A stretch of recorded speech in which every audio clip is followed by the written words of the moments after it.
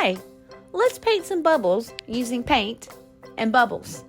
I know that sounds a little crazy, but if you add paint to some dish soap and water, you can create bubbles of paint. In a bowl of water, I'm going to mix about a half a cup of water with a tablespoon of dish soap. Now, then I'm going to add about a tablespoon of some acrylic paint. I'm using black today so it shows up on the camera. And you're going to stir. See, it's already making bubbles.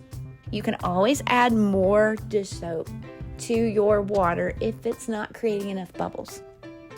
Now you're going to grab a straw and blow the water. Put the straw down to the bottom of the bowl, blow air through the straw, and it's going to start forming bubbles in the bowl. You get to play with your art today.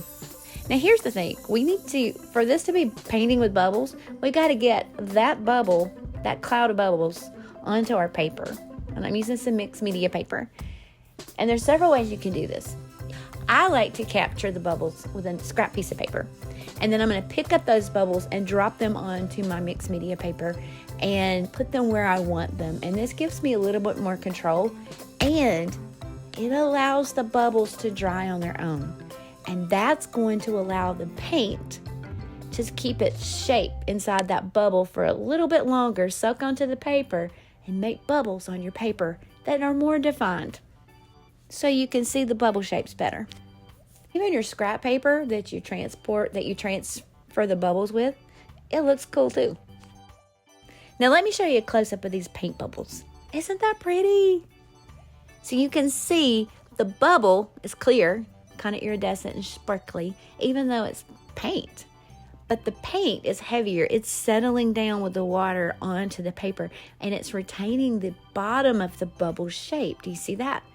As that paint continues to sit there and that bubble pops, you get your little rings of bubbles.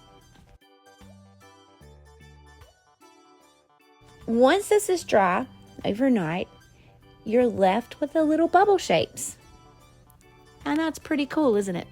You got to capture some bubbles in paint. Play around with the paint and the bubbles and how you transfer them and where you put them on your paper, and play around with different colors. I plan to do something with these black and white bubbles at a later date. I haven't made up my mind what that's going to be. But when I was doing this, I also did some in blue paint. You can see how that looks. Those 2 pages, I turned into this